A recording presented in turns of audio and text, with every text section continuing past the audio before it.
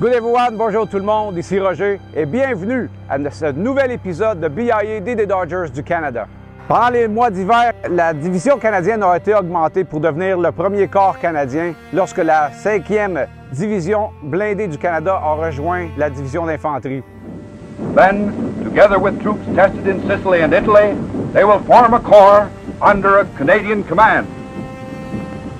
Le 15 avril, la 11e brigade, qui inclut les régiments du Westminster Regiment, Irish Regiment of Canada et le Perth Regiment, ont été attachés à la 2e division de Nouvelle-Zélande, dans les montagnes au nord-est de Cassino. Avec eux aussi était un bataillon italien qu'on nommait le San Marco Battalion, qui était des marins d'infanterie.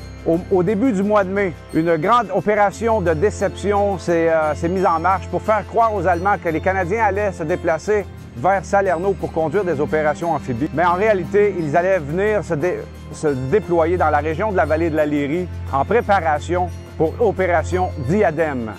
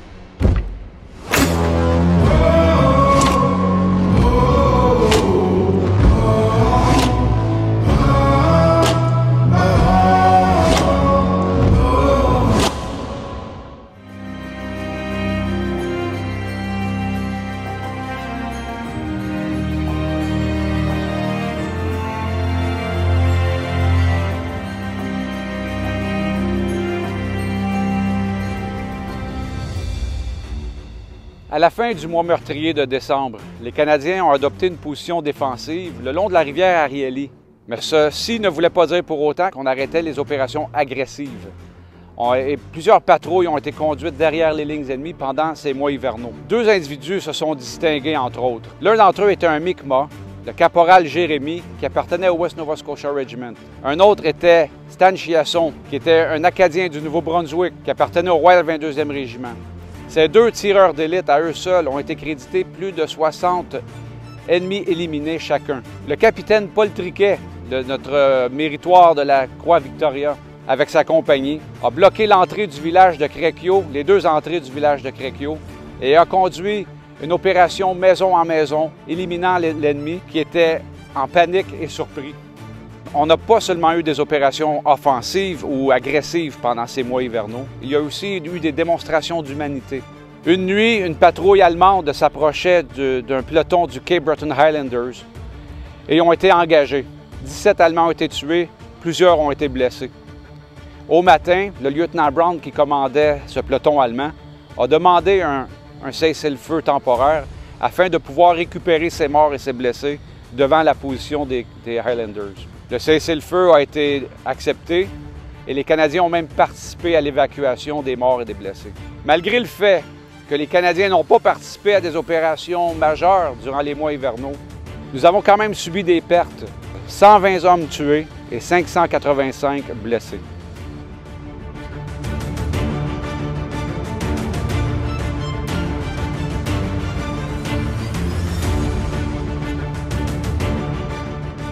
Dans l'histoire canadienne, nous appelons Opération Diadème la bataille de la Lyrie.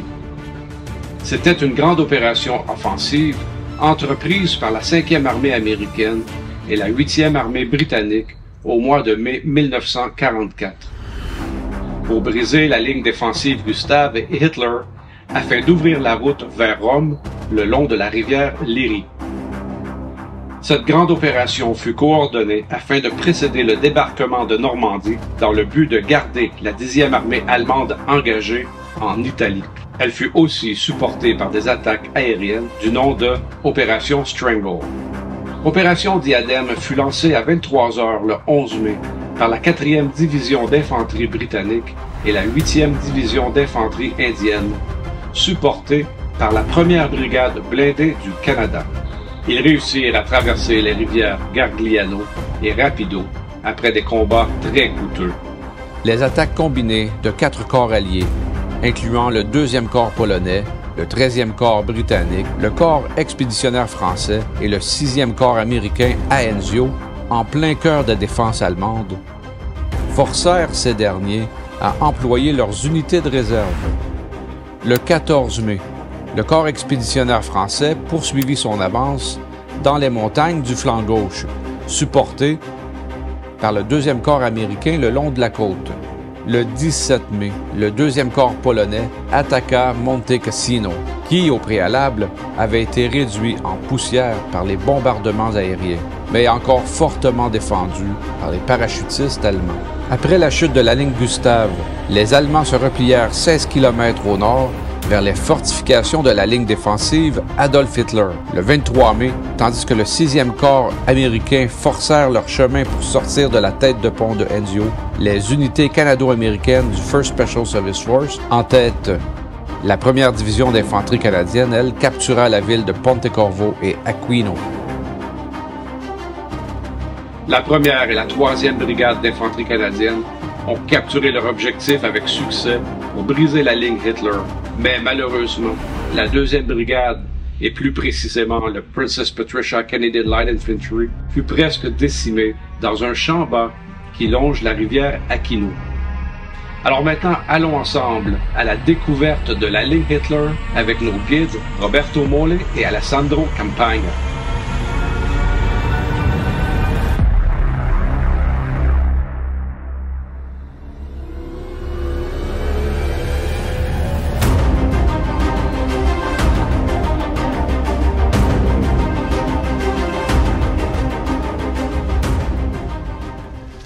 OK, Roger, nous avons trouvé ce bunker Torbrook il y a environ 3 semaines. C'est le dernier que nous avons trouvé dans notre région. Notre objectif est de retrouver tous les bunkers qui restent le long de la ligne Hitler entre Piedemonte et Pontecorvo. Jusqu'à aujourd'hui, nous avons retrouvé 15 bunkers Torbrook et un Panzerturm bunker qui existe encore depuis la guerre. Ce sont les Alliés qui les ont nommés Torbrook parce que c'était à Torbrook, en Afrique du Nord, où ils les ont vus en premier. Ce bunker était occupé par 2 soldats avec une mitrailleuse. À l'intérieur, il y a une chambre pour les munitions et il était aussi possible de l'armer avec un mortier 80 mm ou le flak 20 mm. Différents types d'armes. Les Allemands ont construit la ligne Hitler avec des systèmes mixtes, protégés par des mines antipersonnelles, des mines anti-chars et du fil barbelé, tout ça pour protéger le point fort qui était le Panzerturm. Le Panzerturm est une tourelle de char Panther avec un canon de 75 mm fixé sur un bunker de ciment. C'était une arme très redoutable. Et autour, il y avait plusieurs bunkers Torbrook. La région de Cassino est très montagneuse, mais où se trouve la ligne Hitler, c'est plat. Alors pendant les mois de novembre et décembre 1943, jusqu'au mois d'avril 1944, les Allemands ont construit cette ligne défensive fortifiée. À partir de la vallée d'Aquino jusqu'à cette position, c'était la 1re division de parachutistes allemands qui protégeait ce secteur. Les mêmes qui étaient orthodoxes. Oui, et ce sont eux aussi qui étaient au monastère de Cassino. Ils étaient des troupes d'élite. Et lorsque les Canadiens leur ont fait face, comme à Ortona, ce fut des combats très violents. Bon, merci, c'est très intéressant. Alors, si je comprends bien, nos auditeurs sont les premiers à découvrir ce Torbrook. Oui, vous êtes les premiers à les filmer. Wow, nous sommes vraiment privilégiés. Merci beaucoup, Roberto.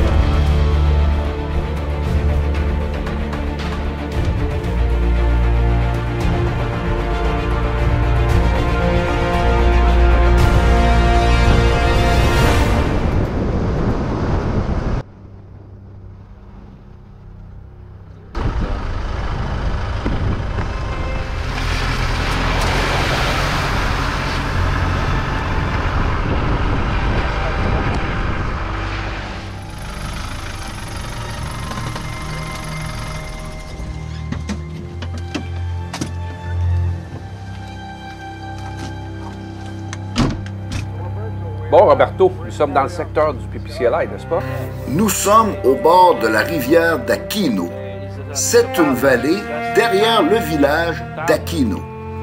Et ici s'est déroulée l'attaque du PPCLI, Seaford Islanders et le North Irish Horse, la 2e brigade, le 23 mai 1944. Et leur objectif principal était la route qui relie Aquino et Pontecorvo. Les Canadiens l'appelaient Objectif Aboukir, la ligne Aboukir. Il était primordial de capturer cette route puisque c'est la seule route qui relie les deux villes.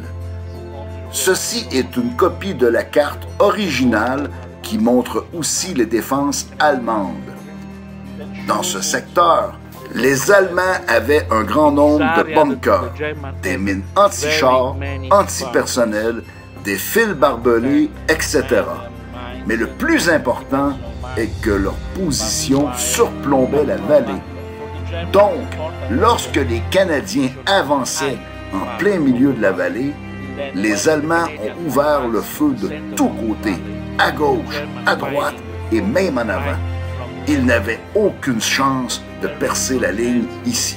Et nous sommes exactement sur leur ligne d'avance. Exactement. Cette petite rivière est la rivière Aquino et nous sommes exactement à l'endroit où le PPCLI, le Seaford Islanders et les chars blindés du North Irish Horse ont attaqué. Et plusieurs chars furent détruits ce jour-là. Combien de chars ont été détruits? Au moins une dizaine de chars. Or, ce que j'ai lu dans le récit de la bataille est que les chars explosaient en flammes et les équipages brûlaient vifs à l'intérieur. Oui, dans l'histoire officielle de la bataille du 23 mai, on dit que la nuit était claire comme en plein jour à cause des chars qui avaient été détruits ce jour-là, qui continuaient de brûler. Et tu sais ce que j'ai lu dans le journal de guerre du PPCLI? Le lieutenant-colonel Ware, qui commandait le PPCLI, pleurait la perte de ses hommes, tellement d'hommes sont morts en un seul jour. Il restait seulement 77 Patricias à la fin de ce combat. Ils étaient, lorsqu'on parle des Seaford, des Loyal Edmonton Regiment et du PPCLI, les héros d'Ortona. Et ici, ils ont rencontré les parachutistes allemands encore une fois, mais cette fois-là, les parachutistes ont eu la main haute. C'est tellement triste qu'autant d'eux aient perdu la vie ici, juste comme ça. De bons soldats. Des bons soldats, très braves, mais ils n'avaient aucune chance ici. En fait, là où ils auront réussi à percer la ligne Hitler, ça sera plus près de Pontecorvo, dans une autre partie de la ligne défensive. Alors la 3e brigade aura plus de chance. Peut-être nous devrions aller là après. Merci Roberto. C'est très important de comprendre que même si nous avons l'entraînement parfait, l'équipement idéal et un bon plan, les Allemands avaient des positions défensives excellentes. Ils s'étaient préparés. Ils ont mis tout ce qu'ils pouvaient pour protéger cette vallée. Malheureusement, beaucoup de jeunes Canadiens sont morts ce jour-là.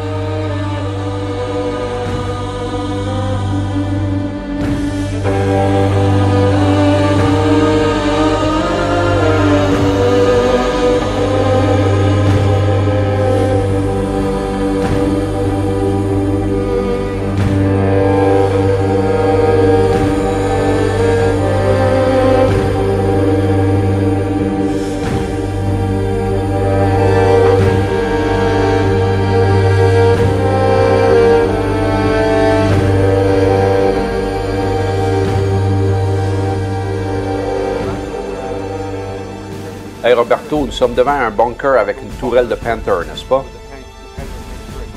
Oui, les Allemands les appelaient Panzerturm. C'est une position fortifiée avec une tourelle de panthère sur un bunker de ciment. Ils avaient une portée de 3000 mètres. Il y en avait 15 le long de la ligne Hitler. De Piemonte jusqu'à Pontecorvo. C'était leur position les plus fortes. Puisque le canon 75 mm pouvait engager et frapper un char blindé canadien avant d'être repéré. Ils avaient une plus longue portée. Exactement, leur portée était plus longue. Est-ce que les tourelles pouvaient faire un tour complet, un 360 degrés? Oui, elles le pouvaient. Donc, les Canadiens avançaient depuis le sud en direction de Rome vers le nord. Le canon faisait face par là. La paroi est très épaisse, plus d'1 mètre d'épaisseur. L'intérieur est occupé par la partie inférieure de la tourelle parce que ces tourelles n'étaient pas recyclées d'un char détruit. Elles étaient conçues spécifiquement pour ces emplacements. Elles n'étaient pas réutilisables. Elles étaient très efficaces. Absolument. Ils ont détruit un grand nombre de chars. Alors, maintenant, nous allons à Pontecorvo, la ville la plus importante après que les Canadiens aient percé la ligne Hitler.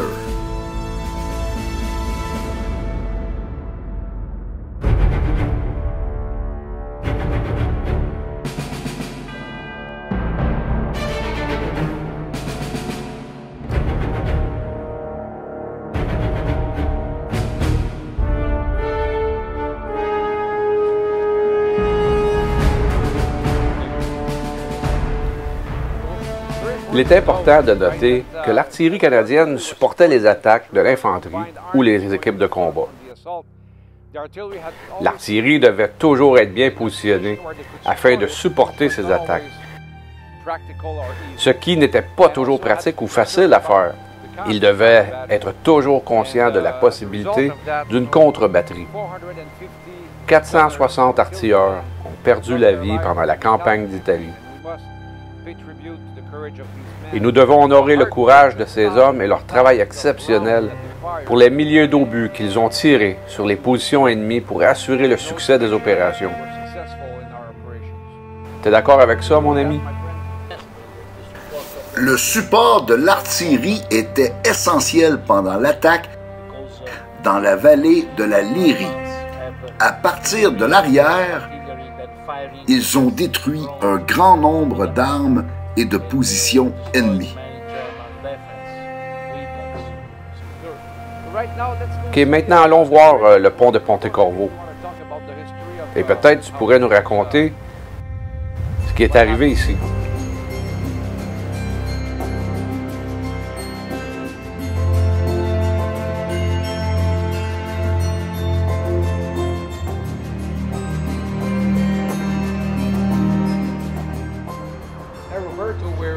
Dis-moi, Roberto, le pont de Pontecorvo qui traverse la rivière Léry, peux-tu nous raconter ce qui est arrivé ici en 1943?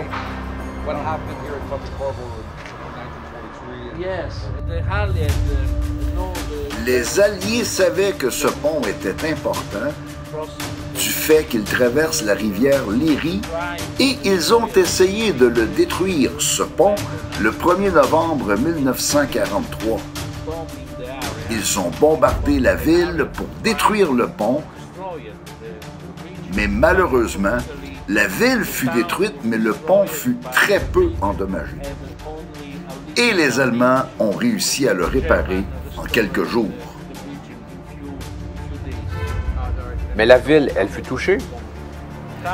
La ville a été complètement anéantie et il y a eu entre 300 et 400 morts civils à cause du bombardement. La cathédrale aussi était en ruine.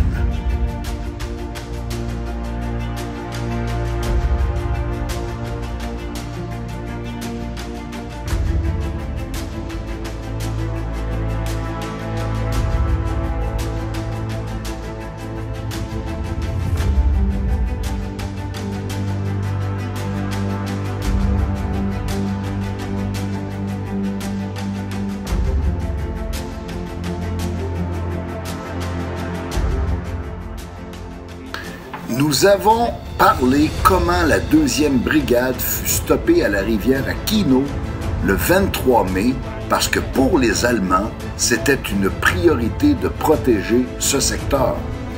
Heureusement, la 1re et la 3e brigade ainsi que les chars du régiment de Trois-Rivières ont eu plus de succès après avoir détruit les défenses allemandes à Campo Vicenzo et le 24 mai, les Canadiens sont entrés dans la ville et ont libéré Pontecorvo.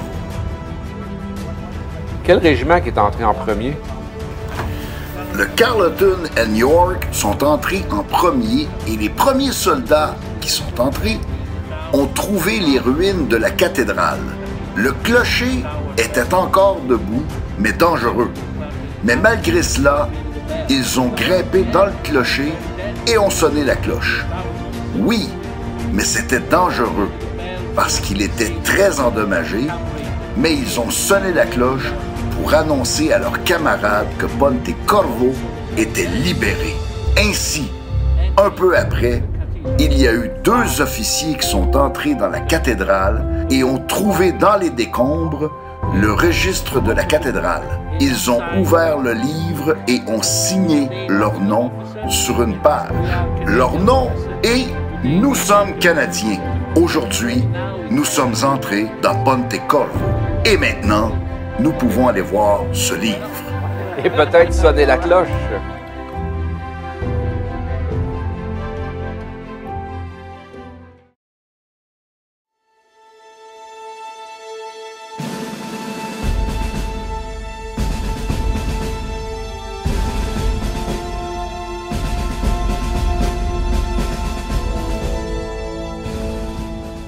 Yes, I found this book in the ruins of the cathedral, in sign Pontecorvo, 24 May 1944.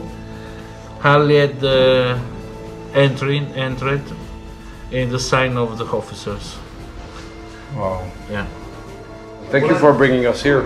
Yeah. And I think maybe we could ask a special request because these guys climbed the tower to ring the bell so the Canadians were here, and maybe we should relive that if we can. Un soldato canadese salì e suonò la campana. E è possibile suonare che lui va là, fa finta che la suona e facciamo una richiesta. Anche un solo diventare tu. Sì. Ok, Roger, you climb up. Yes. And down they have the shot of you when Perfect. That sounds good. Movie, then you I can bring with you the GoPro and You want to follow me with that? Yes, of course. Okay.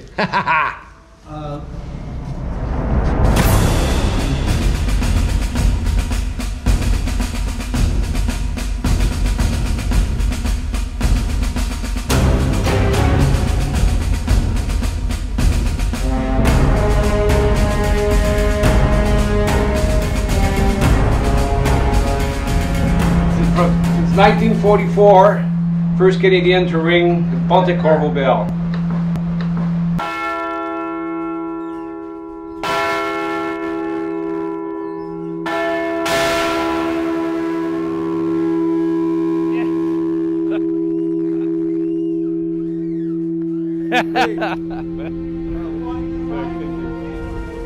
So, yeah, in the name of freedom, these Canadians came from far away and made sure that the people, all the people of Italy and Europe, were going to have a better world to live in, and a safer and more prosperous world. Friends, we thank you, everybody that helped us. Roberto Mole, Alessandro Campagna. Alessandro, come here. You know, Ciao from Pontecorvo. from Pontecorvo. Ciao, everybody. And see you on the next episode of VID, the Dodger of Canada. Custos Memoria.